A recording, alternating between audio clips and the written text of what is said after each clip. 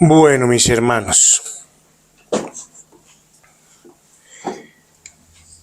en lo referente al nuevo pacto, que es lo que estamos hablando, hemos hablado de la integración de los pactos, hemos hablado de cómo estos pactos que precedieron al Mesías tenían un propósito.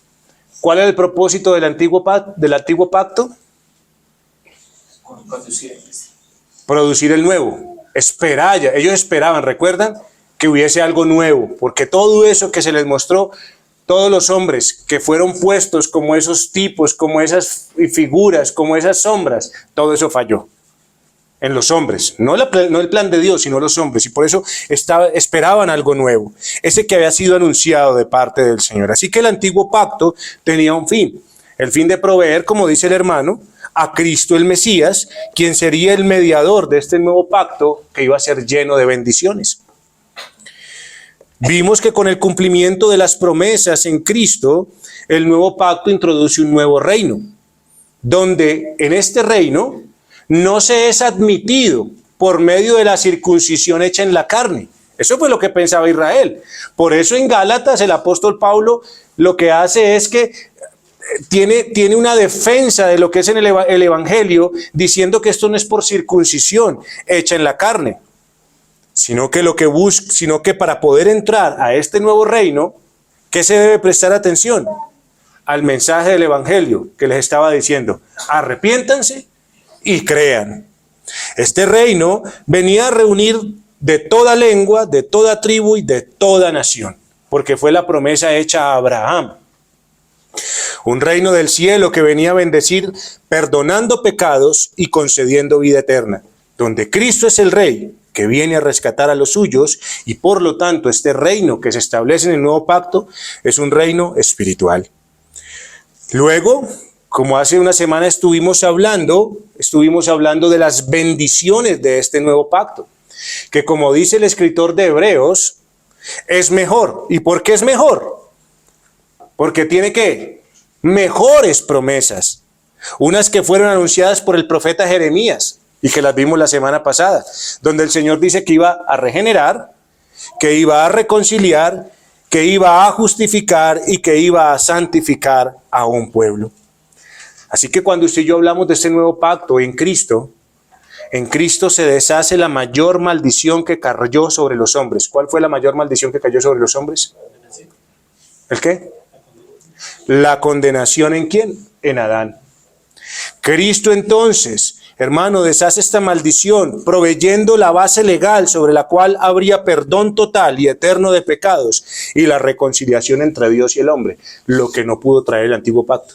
Dígame cuándo el antiguo pacto reconciliaba al hombre con Dios, si la ley lo que hacía era separarlos cada vez más.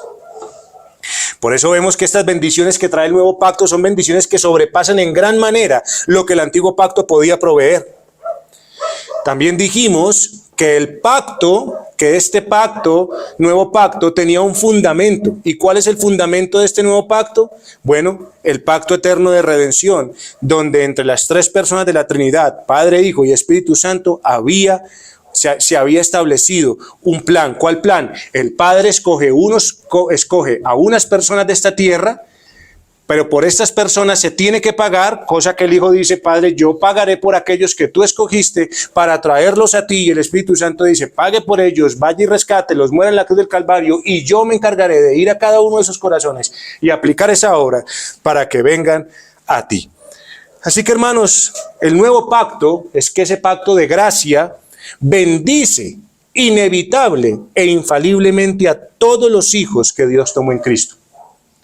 Toda persona que sea hija de Dios, toda persona que por creer en Cristo venga a Dios, todos ellos inevitable e infaliblemente van a ser bendecidos. ¿Sí? Todos ellos van a conocer al Señor. Esa es una bendición. Todos. No hay ningún hijo de Dios que diga: no, yo no conozco al Señor. Todos lo conocerán. Todos van a gozar de perdón de pecados y de seguridad completa de redención. Así que, hermanos, en este nuevo pacto, en el nuevo pacto que introduce el Señor Jesucristo, hay consecuencias sobre todos aquellos a quienes Cristo representa. Y es aquí donde vamos a entrar con el tema de hoy, que tiene que ver con los derechos y obligaciones que tiene el pueblo del nuevo pacto. Derechos y obligaciones que tiene el pueblo del nuevo pacto. Y lo primero que vamos a ver son los derechos. Y la próxima semana, si Dios así lo permite, hablaremos de las obligaciones.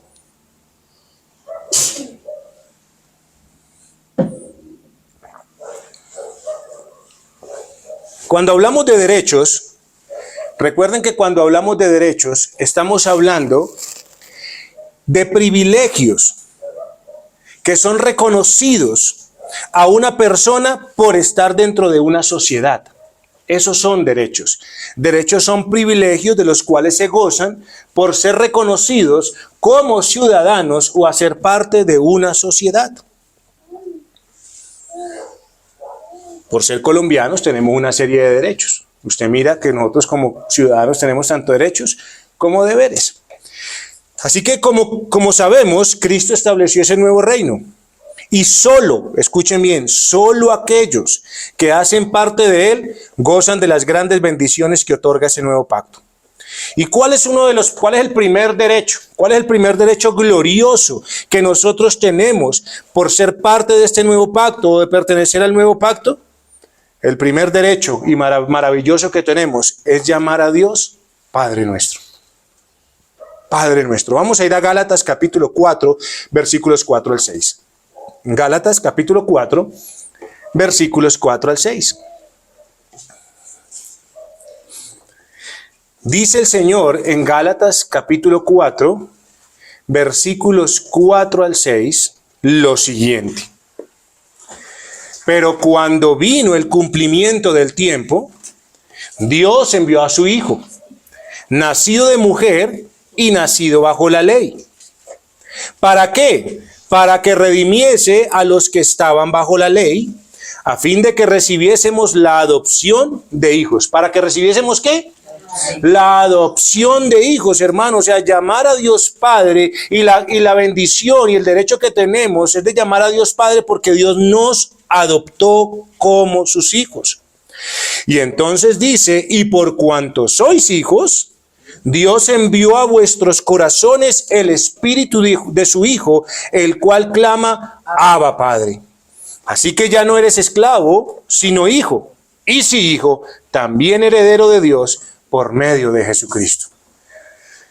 Miren, hermanos, uno lee estos pasajes y es triste que la religión moderna haya hecho perder tanto el sentido como el significado de palabras tan bellas y a la vez profundas que usted y yo podemos leer en estos versículos.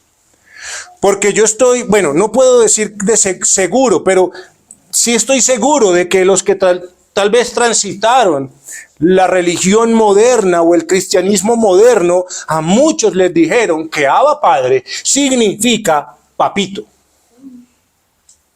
Y entonces, por eso es que a muchos cuando están orando se les escucha papito Dios por un lado, papito Dios por el otro. Pero yo le pregunto una cosa. ¿Usted escucha a Cristo diciéndole papito Dios? Dígame dónde escucha usted en la Escritura a Cristo diciendo papito Dios. Pero a mucha gente es papito Dios y papito Dios, y que eso es lo que significaba Padre. Pero hermanos, qué triste es que esto sea así, sino que la intención del autor es mostrar la verdadera relación íntima, real y eterna que ahora hay entre Dios y nosotros. Eso es lo que nos está diciendo.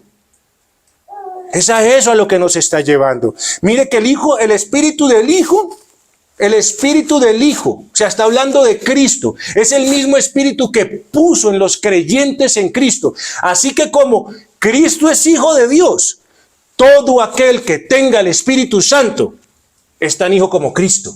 Es así de sencillo, hermanos. Eso es lo que quiere significar esto. Qué triste que la gente haga de estos pasajes cosas que no son. Así que esto significa Padre, Padre. Padre, Padre. Una repetición tanto en arameo como en griego. Y lo que quiere enfatizar y expresar es que el pueblo del nuevo pacto, el pueblo de Cristo, son hijos del Dios Todopoderoso. Hijos que han nacido de arriba. y ahora constituyen una nueva humanidad y una familia en ese nuevo y postrer Adán. Lo que quiere decir esto es que usted y yo hemos sido adoptados, hemos sido libertados del poder y la familiaridad que antes teníamos con nuestro padre el diablo. Los elegidos de Dios en Cristo Jesús reciben la adopción como hijos y ahora, como hijos, como dice el mismo pasaje, disfrutarán de todos los beneficios de la paternidad divina. Hermano, es que es eso, o sea, dígame, piense en su hijo.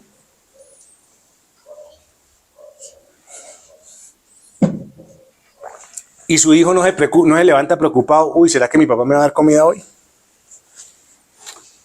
Piensa en su hijo y dígale, uy, ¿será que mi papá hoy no me va a cuidar? ¿Será que hoy mi papá no me va a querer? ¿Será que mi papá no me...? Por ser hijo, él disfruta de unos privilegios y él no duda de eso. Y en eso está seguro y tranquilo. Entonces piense que usted como hijo de Dios va a disfrutar de todos los beneficios de la paternidad, no de un hombre natural, sino de Dios que está en los cielos.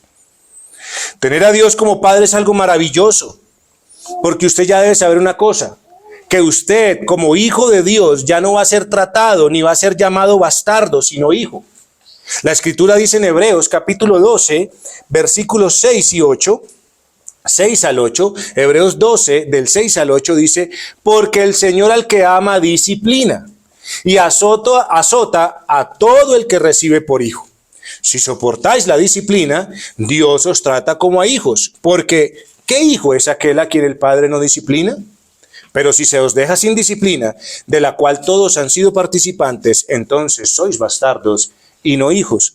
Ahora uno podrá pensar, uy, pero entonces tener el favor de la paternidad divina es que yo voy a tener carro, casa, beca, porque Dios es el dueño del oro y de la plata y voy a tener solamente cosas buenas. Bueno, hermano, una de las maravillosas bendiciones que tenemos de tener a Dios como Padre es que Dios no nos va a tratar como a bastardos, sino como hijos. Y aquel que Dios ama, lo disciplina. No es que le esté dando plata. El Señor al que ama disciplinará. Por tanto, todo aquel que no es castigado, y quiero que escuche esto, si usted vive a sus anchas, si usted no tiene consecuencias por sus pecados, si usted de verdad no tiene dolor por sus pecados, entonces sencillamente usted no es amado. Y usted tiene que saber una cosa, Dios no es su Padre. Si usted puede vivir a sus anchas, si usted puede vivir pecando y usted no recibe consecuencias por el pecado, diga, uy, no, qué tan de buena soy yo, Dios es muy misericordioso conmigo. Tiene que pensar una cosa, piense diferente, piense, tal vez yo ni siquiera soy hijo de Dios. Porque eso es lo que la Escritura muestra, no enseña otra cosa. Cuando alguien es adoptado como hijo de Dios, quiere decir que somos tan hijos suyos como lo es Cristo y lo podemos llamar Padre con total confianza. Además, Abba Padre y ser adoptado por Dios significa que el acceso que tenemos a la presencia de Dios ha sido abierta como nunca antes se había visto. Y de ese privilegio nadie puede quitar a un hijo de Dios. Al ser adoptados, gozamos de la presencia y dirección del Espíritu Santo, la comunión de Dios y de los santos, la libertad de la esclavitud del pecado, la provisión de una nueva naturaleza que nos lleva a la imagen de Cristo. Y la garantía del cuidado paternal de Dios y una gloriosa herencia en los cielos. Eso significa, hermanos, que usted y yo seamos adoptados por Dios. Y es en esa disciplina que Dios como Padre ejerce sobre sus hijos, lo que nos va a llevar a ser preservados a la herencia que nos espera. Camino a la herencia que espera. Por eso, también el escritor de Hebreos dice que nuestros padres terrenales nos disciplinaban por pocos días. Y él dice, eso no traía provecho. Pero cuando Dios disciplina a un hijo suyo, aquel que toma y lo adopta como hijo suyo, dice, pero para lo que nos es provechoso. ¿Dios para qué disciplina? Para lo que ¿qué? Es provechoso, para que participemos de su santidad, dice la Escritura. Así que Dios no solamente nos adopta como hijos, sino que en esa adopción, en ese amor, en esa disciplina que Dios tiene para con sus hijos, los preserva. Y la preservación de Dios es la protección o cuidado que Él pone sobre alguien para conservarlo, sin que sufra ningún daño o peligro. Así somos nosotros guardados en un estado de gracia por Dios, para que a pesar de vivir en un mundo lleno de peligros, un mundo que es gobernado por el enemigo, usted y yo no tengamos peligro o daño de nuestras almas, sino que seamos llevados con total seguridad a Dios en los cielos. ¿Qué va a hacer Dios entonces para preservarnos? ¿Qué va a hacer Dios en este proceso? Bueno, recuerden que la idea es que participemos de su santidad. Así que Dios nos preserva, y al preservarnos, ¿Dios qué va a hacer? Dios va a empezar a quitar los ídolos de nuestros corazones. Lo va a ir haciendo poco a poco. Y Dios, a través de esta preservación, lo que va a ir a hacer es ir separando a su pueblo de este mundo para prepararlos a su llegada al cielo. En el nuevo pacto, recuerden que Dios dijo que iba a cambiar ¿qué? Los corazones. Eso lo vimos. Pero ¿qué más iba a hacer Dios? ¿Iba a cambiar ese corazón para qué? Para que andáramos ¿en qué? En sus caminos. Entonces, por eso es que Dios nos preservará, porque Dios nos cambia el corazón para que andemos en sus caminos, separándonos de los ídolos y separándonos de este mundo. Por eso el Señor dice, y haré pacto eterno con ellos, que no me volveré atrás de hacerles bien, y pondré mi temor en el corazón de ellos para que no se aparten de mí. Entonces ahí nos damos cuenta de una cosa. No, es que yo me aparté del Señor por un tiempo, pero yo sigo creyendo en Él. Dígame si eso es correcto. Hay muchas personas así. No, yo ahorita no estoy yendo a la iglesia, yo ahorita no me dedico a esto, pero yo estoy bien con Dios. ¿Es lo que dice la Escritura? ¿Para qué el Señor iba a dar temor en el corazón de los hombres? ¿Para qué? ¿Para qué? Para que no se apartaran de Él. O sea, una persona que haya creído en Cristo Jesús nunca se apartará de Dios. Porque Dios, ¿qué dijo? Yo lo voy a preservar cerca de mí, no lo voy a dejar lejos de mí. Por eso, hermanos, es una bendición poder ser adoptados por Dios, porque al tener la adopción de Dios tenemos el derecho como hijos de recibir todo el bien que viene del Padre y que nunca usted y yo seamos apartados de Dios. Por eso, nadie, ¿quién podrá separarnos del amor de Dios que es en Cristo Jesús? Nadie, ni lo alto, ni lo profundo, ni lo ancho, ni lo de arriba, ni lo de abajo, ni potestades, nada podrá separarnos del amor de Dios que es en Cristo Jesús. Por eso Dios, hermano, cuando toma a alguien como hijo, lo único que va a hacer es lo siguiente. ¿Qué hace usted como papá con sus hijos en este momento? ¿Qué es lo que usted quiere hacer como padre con sus hijos en este momento? Enseñarles, encaminarlos, sacarlos del camino malo y ponerlos en el camino bueno. Eso es lo que usted como padre hace. Entonces, ¿será que Dios va a hacer algo diferente? Ah, no, como usted sí es mi hijo, como yo soy su papá, entonces usted sí puede andar por allá, mi hijo, tranquilo, que yo en cualquier momento lo saco, usted va para el cielo. No, eso no es lo que Dios dice. Si usted como padre lo hace, y usted como padre, que siendo en muchas cosas malo, y no haciéndolo de manera perfecta, busca que su hijo camine por el camino de la justicia y el bien, ¿qué va a hacer entonces Dios? Por eso Dios preserva. ¿Y por qué Dios nos preserva? Porque esto es un privilegio que tenemos, un derecho que tenemos, porque somos hijos. Y Dios nos preserva porque usted y yo somos aún criaturas que habitamos en un cuerpo de carne y que todavía caemos en pecado y que algunas veces podemos llegar a caer en pecado grave. Y por eso es que Dios, a través de su cuidado, disciplina y protección, tal como lo hizo con David, nos lleva a una convicción de pecado y arrepentimiento para que continuemos en el camino de la piedad. Eso es lo que Dios hace. Por eso una persona que diga que está apartada del Señor no puede decir que es hija de Dios. Una persona que está viviendo apartada de Dios. Y es que, digo, o sea, la gente cree que es que estar apartado de Dios es porque se está emborrachando, porque, o sea, eso es el pensamiento que tiene la gente. No, yo no estoy mal con Dios porque yo no me emborracho, porque yo no estoy diciendo groserías, porque yo no estoy adulterando, yo estoy bien con Dios. No. La Escritura dice en Hebreos que los que dejan de congregarse ya entregaron al diablo. Hace rato. Eso dice Hebreos. Así que como dijo el apóstol Pablo El que comenzó en vosotros la buena obra, ¿qué va a hacer?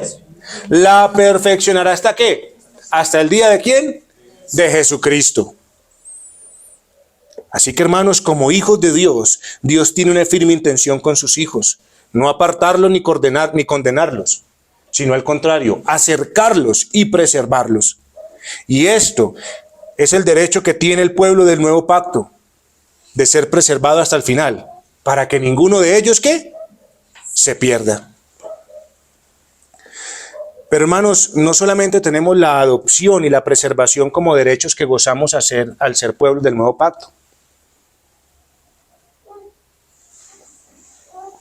De allí se desprenden otras cosas. Y es que como miembros de este nuevo pacto, al ser ahora parte de la familia de Dios, tenemos el privilegio de una esperanza.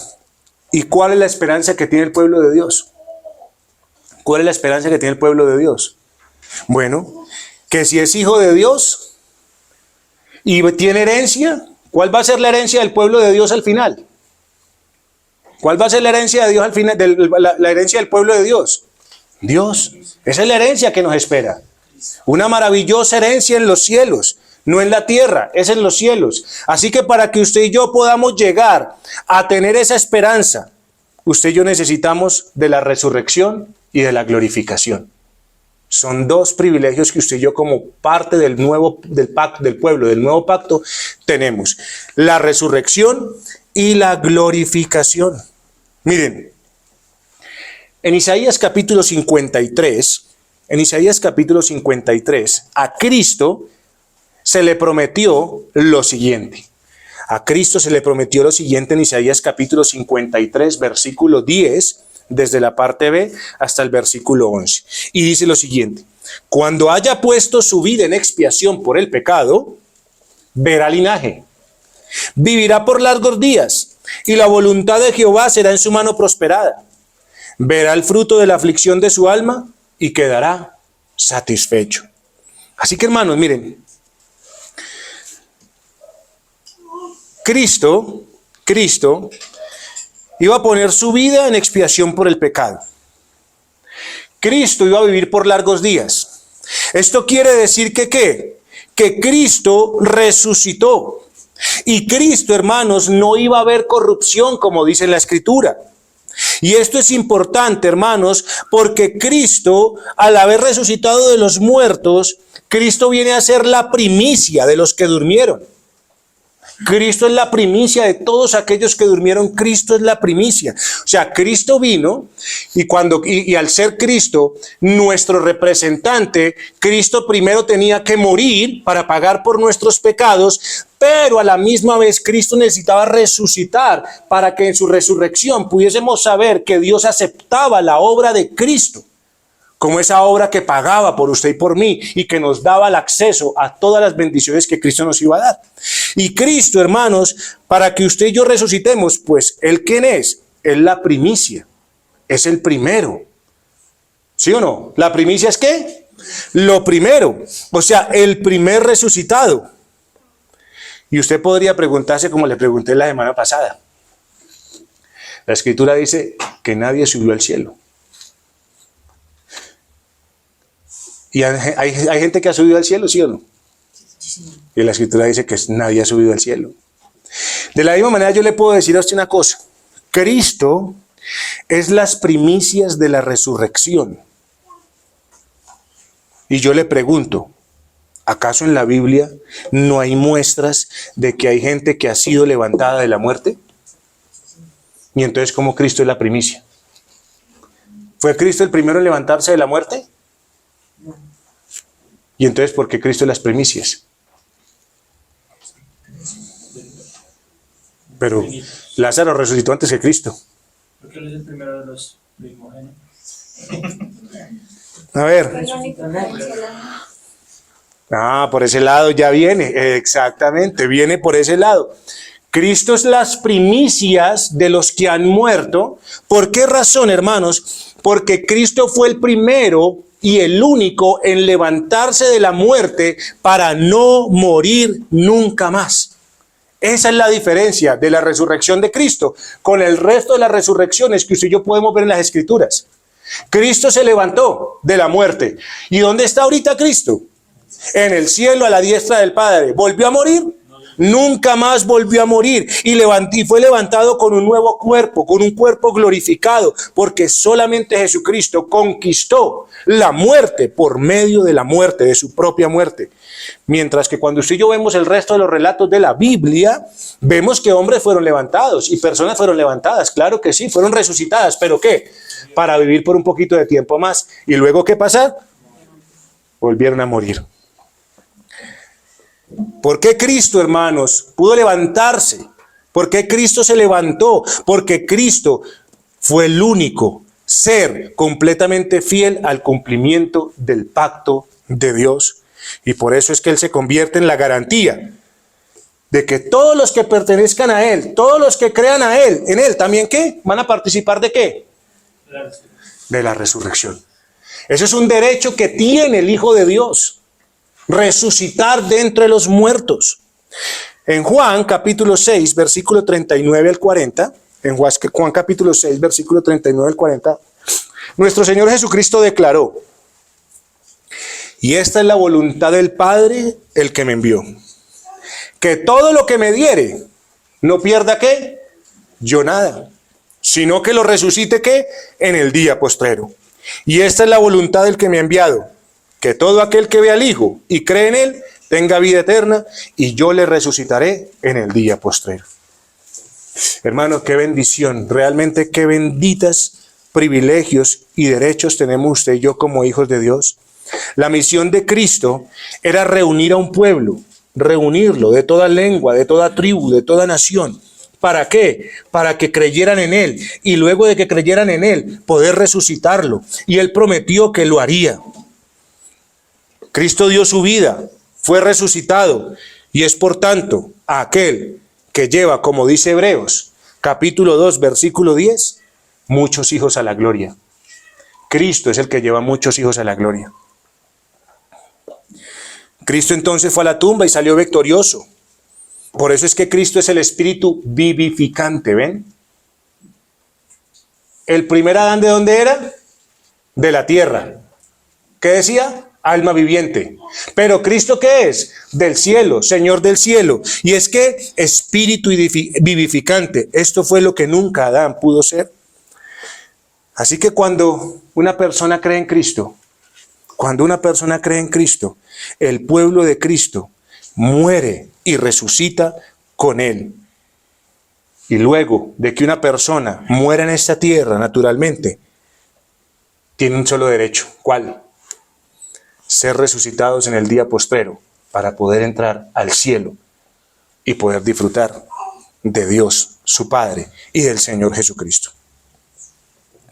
Así que, hermanos, para el Hijo de Dios, que es la descendencia de Cristo, la muerte nunca lo va a conducir a maldición, como sí será para aquellos que todavía se encuentren en Adán. Para los hijos de Dios, los que están en Cristo, la muerte será una liberación y regreso seguro a casa. ¿Cuál casa? La que está siendo hecha por Cristo, ¿en dónde? En los cielos. Qué bendición, hermanos. Es regresar a casa, una casa que usted y yo no construimos, una casa que usted y yo no compramos, una casa que nos fue regalada, que está siendo construida, y usted y yo podremos regresar seguros a esa casa, porque Cristo dijo que todo aquel que crea en Él tendrá vida eterna y resurrección entre los muertos. Como dice un hermano que se llama Samuel Renningham, en su libro El misterio de Cristo, dice: el aguijón de la muerte ya no tiene veneno. ¿Para quién? Para los hijos de Dios. La ley no presenta ninguna reclamación, no le puede decir a usted culpable. El pecado ya no tiene poder y Satanás no puede hacer más que ver cómo es atado y sus cautivos son quitados.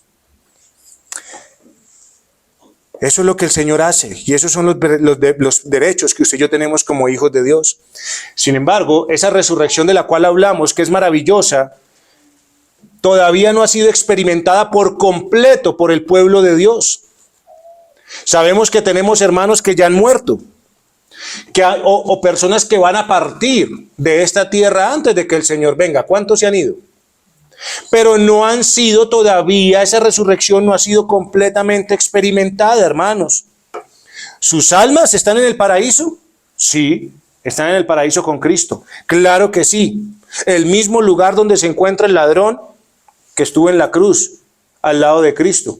¿Y por qué les digo que aquellas personas que nos han precedido están en el cielo? Porque están en el paraíso. Porque el Señor Jesucristo le dijo a ese ladrón: de cierto te digo que hoy estarás conmigo, ¿en dónde? En el paraíso. Así que sí hay un lugar donde nuestros hermanos hoy están descansando. Allí ya sus almas están perfeccionadas. Pero ¿qué es lo que pasa, hermanos? Que todos ellos también están esperando lo que usted y yo estamos esperando. El día en que el regreso de nuestro Señor Jesucristo desde los cielos sea con majestad y gran gloria. Y allí entonces aguardaremos no solamente la resurrección, sino también la redención de nuestros cuerpos en una gloria completa, que es la glorificación.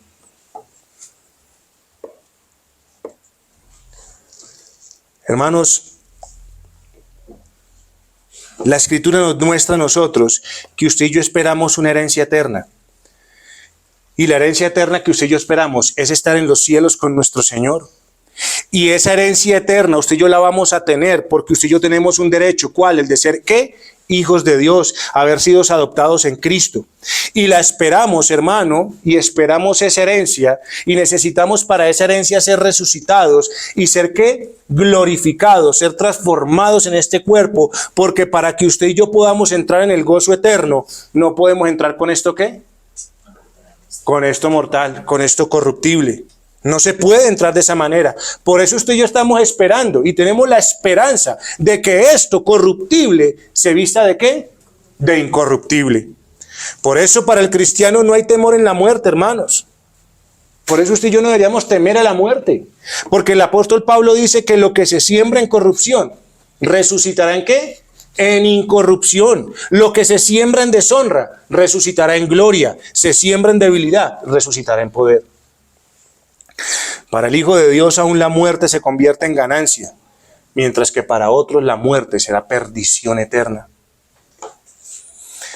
Así que la majestad y gloria de la herencia de la nueva creación de los santos en luz es muy difícil y casi imposible de describir. Lo que yo les puedo decir aquí con palabras es lo que les puedo decir, no tengo más nada, porque el apóstol Pablo dice lo siguiente: pues tengo por cierto que las aflicciones del tiempo presente no son comparables con la gloria venidera que en nosotros ha de manifestarse. El apóstol Pablo dice que subió al tercer cielo, pero aún así él dice que lo que nos espera a los hijos de Dios es incomparable, es una gloria que nosotros no podemos expresar con palabras. Así que, hermanos, la Biblia da detalles maravillosos de lo que usted y yo tal vez tendremos en los cielos con cuerpos glorificados. Primera carta de Juan capítulo 3 versículo 2, primera carta de Juan capítulo 3 versículo 2 nos dice: amados, ahora somos hijos de Dios y aún no se ha manifestado lo que hemos de ser, pero sabemos que cuando Él se manifieste, seremos semejantes a Él, porque le veremos tal como Él es. Uy, hermanos, dígame si no hay privilegios maravillosos poder describir que usted y yo un día seremos semejantes al verdadero Hijo de Dios, a nuestro Señor Jesucristo. Hoy estamos llenos de manchas. Hoy estamos trabajando y esforzándonos por querer ser como Él, por poder llegar a esa hermosura. Pero un día sabemos una cosa, que el Señor nos dice que como hijos de Dios, usted y yo tenemos el derecho de ser semejantes a Él y le veremos tal como Él es. Así que grandes son los privilegios que Dios nos ha dado en su Hijo Jesucristo, que nos hace participar y que nos hace aptos para participar de la herencia de los santos en luz. ¿Ven que Dios nos hace aptos? Dios nos hace aptos para que participemos de la herencia de los santos en luz. Quiero que piensen lo siguiente. Piensen en un palacio como el de los sultanes del Medio Oriente, de por allá del Oriente. Esos palacios que cuando usted los mira, que cuando los muestran, están recubiertos de oro por todos lados.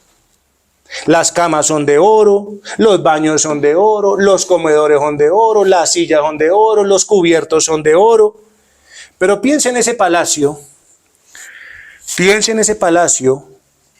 habitado por cerdos. Piense en un palacio así con todas las cosas, habitado por cerdos.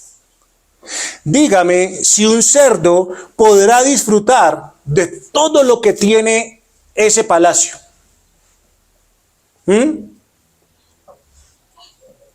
Bueno, las escrituras nos dicen que el cerdo siempre ¿qué? ¿Vuelve a dónde? Él siempre buscará volver a su lodo, hacerse puerco y maloliente, porque eso es lo que él ama. De la misma manera, hermanos, Dios nos hace aptos para poder recibir esa herencia en los cielos. ¿Por qué, hermanos? ¿Por qué? Porque aquella persona que en su cuerpo corruptible y contaminado espere o crea que puede recibir la herencia eterna, hermano, no le va a gustar ni la va a poder disfrutar, porque es como un cerdo en un palacio de oro. No lo puede disfrutar. Todas las personas que esperan irse para el cielo, pobrecitos, porque si el Señor les diera la oportunidad de llegar al cielo, van a decir, yo quiero el infierno. ¿Y sabe por qué va a decir quiero el infierno? Porque no pueden soportar a Dios, porque ellos son cerdos en un palacio de oro.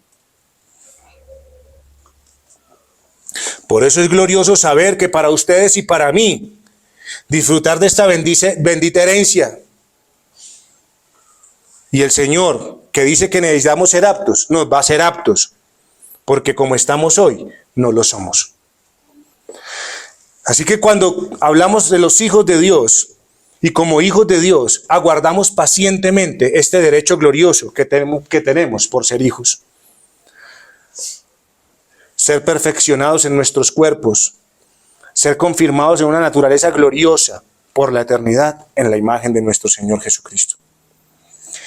Así que, hermanos, la bendición suprema de los nuevos cielos y la nueva tierra consumados, el pináculo, lo más alto de haber sido hechos hijos de Dios en el pacto con Cristo, es poder ver la gloria de Dios en la faz de Cristo y no ser consumidos. No tener que taparnos como lo hacen los ángeles. Hermano, mire, los ángeles son perfectos. Digamos que podemos hablar de perfección en un ser de estos, pero aún dice la Escritura, que delante de Dios, ellos son ¿qué? Son sucios. Hermano, usted y yo un día, tenemos el derecho de que seamos resucitados, de que seamos glorificados y ser semejantes a Cristo es estar en una condición y ser hechos de tal manera que usted y yo no vamos a tener que taparnos como lo hacen los ángeles, sino que ¿sabe qué dice la Escritura? En Apocalipsis capítulo 22, versículo 3 al 5. Apocalipsis 22 del 3 al 5 dice, y no habrá más maldición, y el trono de Dios y del Cordero estará en ella, y sus siervos le servirán, y verán su rostro, mire, y verán su rostro, y su nombre estará en sus frentes, y no habrá allí más noche, y no tienen necesidad de luz de lámpara, ni de luz de sol, porque Dios el Señor los iluminará, y reinarán por los siglos de los siglos. Así que, hermanos, no tengo palabras para los maravillosos privilegios que gozan aquellos que están en Cristo, como el pueblo del nuevo pacto. Yo le pregunto, hermano, ¿qué regalo podría ser superior? ¿Qué satisfacción podrá reemplazar el estar en la presencia del Creador en la manera que nosotros, los que hemos creído, estaremos? Dígame, ¿qué mejor hay que eso? ¿Qué mejor que hay en eso? Así que, hermano, todo aquel que tiene esta esperanza en Él, se purifica a sí mismo, así como Él es puro. Así que, ¿quién tiene derecho a esto? ¿Quién tiene derecho a esto? Solo los hijos de Dios. No todos los hombres son hijos de Dios. Así que no todos tienen el derecho de la adopción.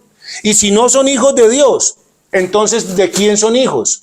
Son hijos del diablo, porque es lo que dice la Escritura. Y por eso es que es bueno que la persona que esté aquí y no tenga esta esperanza, no tenga esta adopción y no sea hijo de Dios, atienda el llamado del reino de Dios que se ha acercado. ¿Qué dijo el Señor Jesucristo? Arrepiéntase y crea en el Evangelio. No haga de oídos sordos.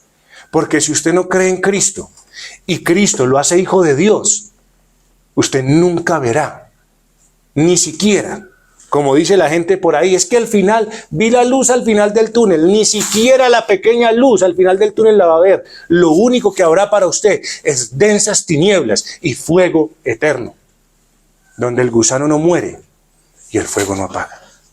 Crea en Cristo, arrepiéntase y sea hijo de Dios. Oremos al Señor.